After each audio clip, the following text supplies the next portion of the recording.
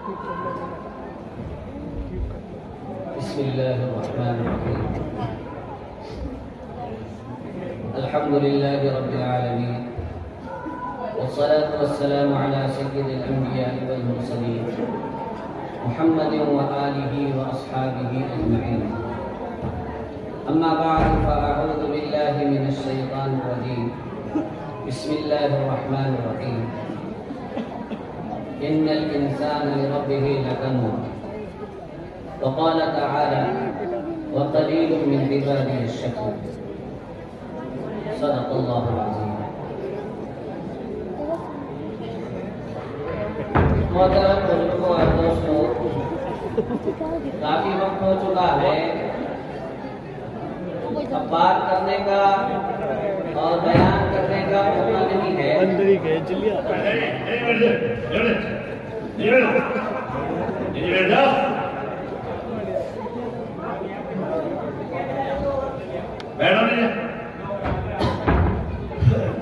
دروازے بند کر دیں تھوڑی دیر کے لیے، باہر آ جاؤ۔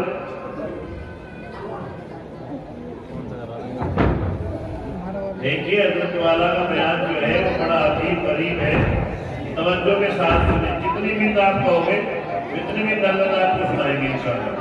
یہ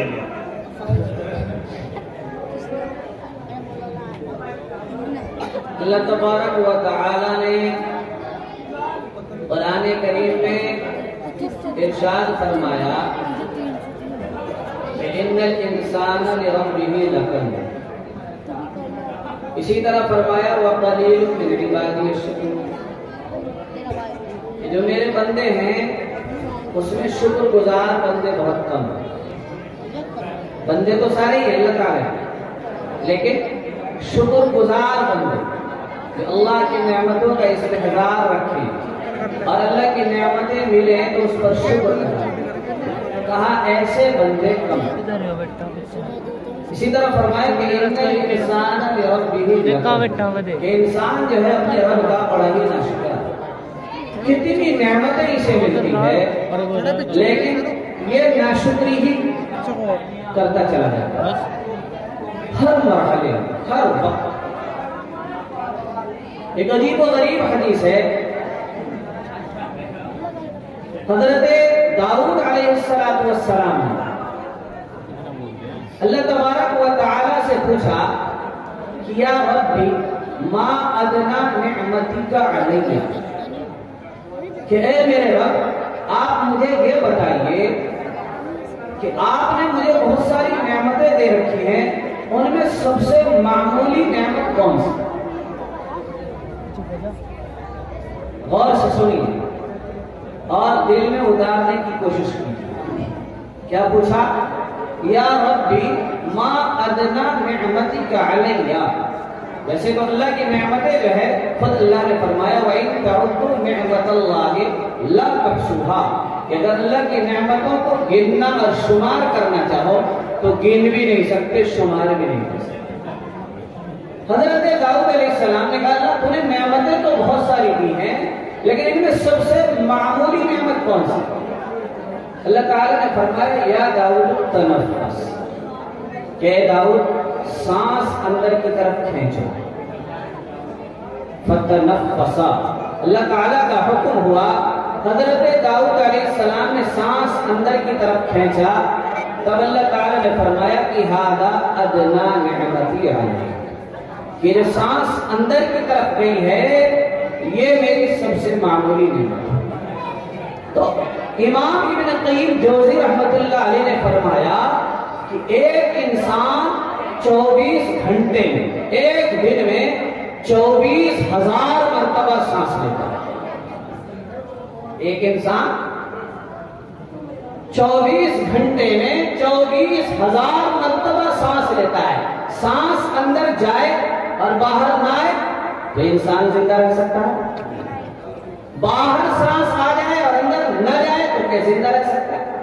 تو سانس کا اندر جانا یہ ایک الگ نعمت ہے اور اس سانس کا باہر آ جانا یہ دوسری نعمت ہے۔ اس طریقے سے انسان ایک دن میں 24,000 مرتبہ صرف سانس کی شکل میں اللہ کی نعمت سے فائدہ اٹھا رہا ہے۔ 24,000 نعمتیں تو یہ ہو چاہیے. اور شکر کیسے ادا کرتے ہیں؟ فرمایا کم سے کم یہ تو کہے الحمدللہ. کیا ہم 24 گھنٹے میں 24,000 مرتبہ سانس لیتے ہیں.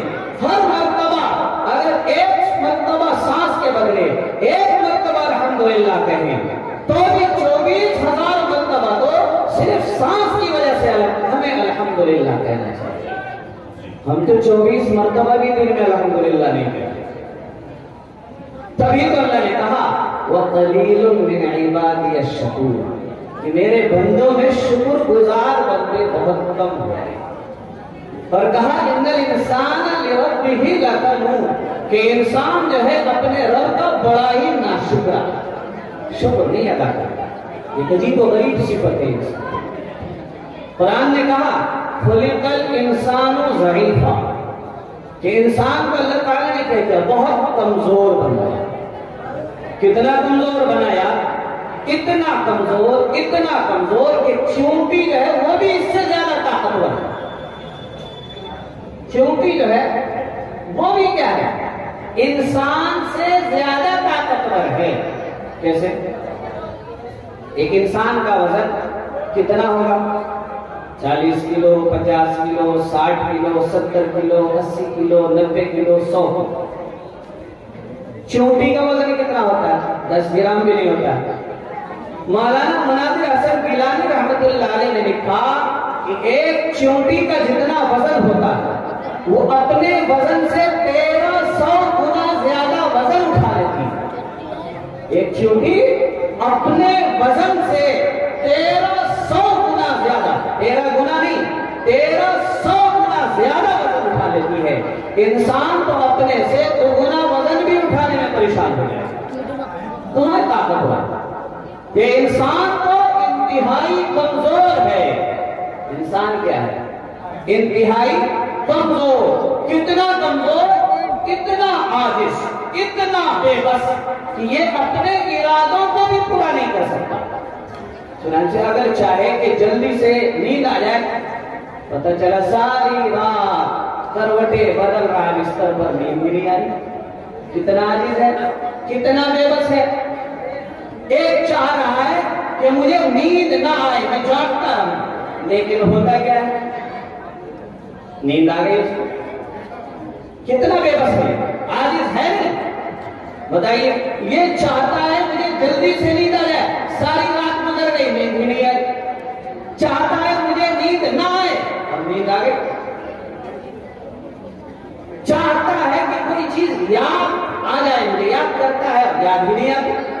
یہ عاجز ہے، یاد نہیں آ رہی، بار بار کوشش کرتا ہے لیکن پھر بھی یاد نہیں کر پاتا. کتنا عاجز. چاہتا ہے کہ مجھے کیا ہو، میری بیوی سے مجھے لڑکا پیدا ہو جائے، لڑکی پیدا ہو. کہاں ارادہ پورا ہوا؟ ارادہ اس کا پورا ہو گیا. اتنا عاجز اور اتنا بے بس ہے. ہونا کیا چاہیے؟ جب عاجز ہے، جب کمزور ہے، جب بے بس ہے اور جاہل بھی ہے، کیسے اپنے انجام سے بالکل بے خبری سے نہیں پتا اگلے لمحے میں اس کے ساتھ کیا ہو جائے. چنانچہ مراد آباد میں تھا، وہاں ایک آدمی کے بارے میں پتا چلا کہ رات میں، دلی میں اس کا کاروبار، رات میں سردی، جنوری، ٹھنڈی کا موسم، سردی پڑ رہی ہے اور رات میں 3 بجے اٹھتا ہے، گھر والوں کو کہتا ہے مجھے ناشتہ بنا کے دو اور میں دلی جاؤں گا. لوگوں نے کہا کہ رات میں 3 بجے اٹھ کے جانے کا کیا مطلب؟ چلے جانا، صبح 10 بجے اٹھنا، 9 بجے اٹھنا، جلدی 8 بجے اٹھ جانا، ناشتہ واشتہ کر کے 9 بجے نکل جانا. کہتا ہے کہ نہیں، مجھے ابھی جانا ہے، اسی وقت جانا ہے، مجھے جلدی سے ناشتہ کرنا. گھر والے مجبور ہو گئے، چلو ناشتہ کرا دیا اور اس کے بعد اس نے ناشتہ کیا، اپنی گاڑی کی کار لے کر نکل گیا دلی کے. اب کوہرا، راستے میں کیا ہے؟ کوہرا ہے. اب چلا جا رہا ہے، اب سامنے سے ادھر سے گاڑی آ رہی، ادھر کی لائن اس کے لیے جانے کے لیے، ادھر کی لائن آنے کے لیے. اب اس کوہرے میں اسے پتہ ہی نہیں چلا، بجائے اس کے کہ اس لائن میں جاتا، یہ تو اس لائن میں چل پڑا جدھر سے گاڑی آ رہی اور سامنے سے ٹرک آیا اور اسے ٹکر ماری اور وہی ختم ہو گیا. دیکھیے، انسان اپنے انجام سے بالکل بے خبر ہے، جاہل ہے، کچھ پتہ نہیں اگلے لمحے اس کے ساتھ کیا ہوگا. کچھ نہیں پتا اسے کیا کرنا چاہیے؟ اپنے رب اور اپنے آقا اپنے مالک کے سامنے جھکے رہنا چاہیے، اس کے سامنے اپنی بے بسی کا، اپنی کمزوری کا، اپنی جہالت کا، اپنی کم علمی کا، اپنی بے بسی کا، اپنی عاجزی کا اعتراف اور اقرار کرنا چاہیے۔ لیکن عجیب و غریب مزاج بنا ہوا کہ انسان بجائے اس کے کہ شکر گزار بنے ناشکرا بن جاتا ہے۔ اسی لیے اللہ نے کہا اور اللہ کے نبی صلی اللہ علیہ وسلم نے بھی کہا کہ اللہ کی مخلوق جو ہے، اللہ نے جو بہت ساری چیزیں بنائی ہیں، ان مخلوق میں غور و فکر کیا، دوسری چیزوں کو چھوڑے۔ ہم کیا کریں؟ خود اپنے بارے، ہم انسان ہیں، اپنے بارے میں غور کریں کہ ہماری حیثیت کیا ہے۔ اگر اپنی ابتدا کو سوچے انسان تو حضرت آدم علیہ السلام کو کیسے بنایا گیا؟ مٹی سے، اور مٹی یہ سب سے بیکار چیز ہے۔ چنانچہ انسان دیکھیں، ہمارے محاورے میں ہمارے یہاں لوگ بولتے ہیں، کیا بولتے ہیں کہ فلاں آدمی اتنے نصیب والا، اتنی قسمت والا ہے کہ مٹی کو بھی ہاتھ لگاتے تو سونا بن جاتا۔ یہ مٹی بے حیثیت چیز ہے، بالکل بیکار چیز ہے، اس کو بھی ہاتھ لگاتے تو سونا، گویا کہ مٹی کی کوئی حیثیت نہیں، مٹی بے حیثیت ہے۔ اس بے حیثیت سے انسان کو بنائے، بے حیثیت چیز سے انسان کو اکڑنا تو اس کے لیے ٹھیک نہیں ہے، اس کے لیے تو جھکے رہنا ہی ٹھیک تھا۔ مٹی سے بنایا، اور ہم آپ کس سے بنے؟ منی کے قطرے سے۔ ہم اپنے کس سے؟ تو منی کے قطرے سے جو بنتا ہو کہ اس کو پکڑنا چاہیے، گندے قطرے سے جو بن رہا ہو اس کو تکبر کرنا اور اپنے آپ کو بڑا سمجھنا اور سینہ تان کے چلنا، یہ کہاں سے دیتا ہے؟ اسے تو ہمیشہ اور ہر وقت اپنے رب کے سامنے جھکے رہنا چاہیے، ہمیشہ ہر وقت ہر لمحہ اللہ کے سامنے اپنے سر کو جھکا کر رکھنا چاہیے۔ خود انسان غور کرے۔ ایک معمولی سی بات بتاتا ہوں، میں زیادہ دیر نہیں بات کروں گا، بس یہ چند باتیں بتا رہا ہوں، بس میری بات ختم ہو جائے گی۔ میں ایک آخری بات آپ سے بتا، گوشت کی ایک بوٹی، گوشت کی ایک بوٹی جو ہم لوگ کھاتے رہتے ہیں، ایک انسان کیا کرتا ہے؟ کھاتا ہے اور کھانے کے بعد پیٹ تک پہنچتا ہے، ایک ساتھ کئی بوٹیاں کھاتا ہے، لیکن اللہ تعالیٰ نے ایک نظام بنا رکھا ہے، منہ کے اندر نظام، حلق میں نظام، اور ادھر کیا ہے؟ پیٹ میں، معدے کے اندر نظام۔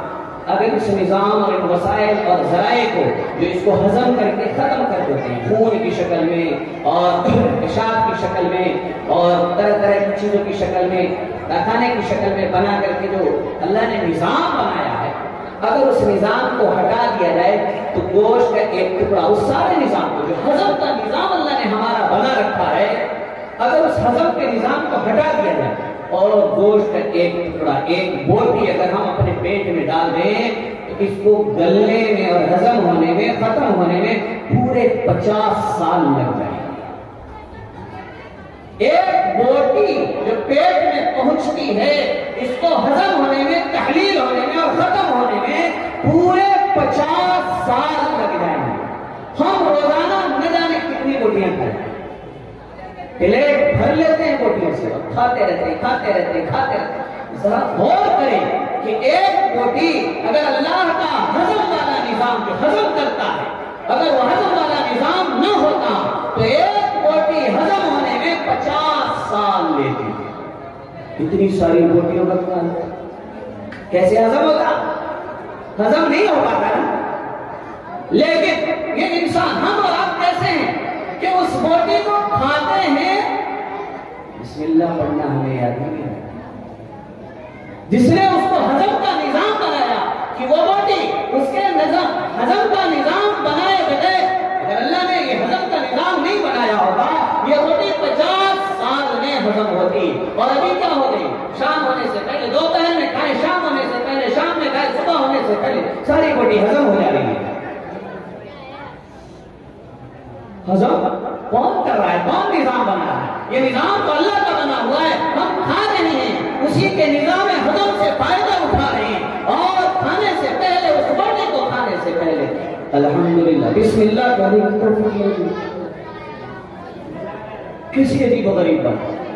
शुरुआत कैसे होती है? अजीब व गरीब देखिए, शुरुआत इंसान क्या करता है, बोटी को सबसे पहले अपने मुंह में डालता है तो इस बोटी का वास्ता सबसे पहले दांतों से पड़ता है। दांत जो ये हड्डी है, दांत जो है क्या हड्डी? इंसान के जिस्म में जितनी भी हड्डी है, इंसान के जिस्म में जितनी भी हड्डियां हैं ना, ये सब ढकी हुई, कोई हड्डी खुली हुई नहीं। हाथ में देख लीजिए, ये सब ढकी हुई है, छुपी हुई है। पैर में देख लीजिए, जिसमें जहां पर भी देखिए, लेकिन दांत एक ऐसी हड्डी से अल्लाह ने ढका नहीं, खोल दिया, खुली हुई। क्यों?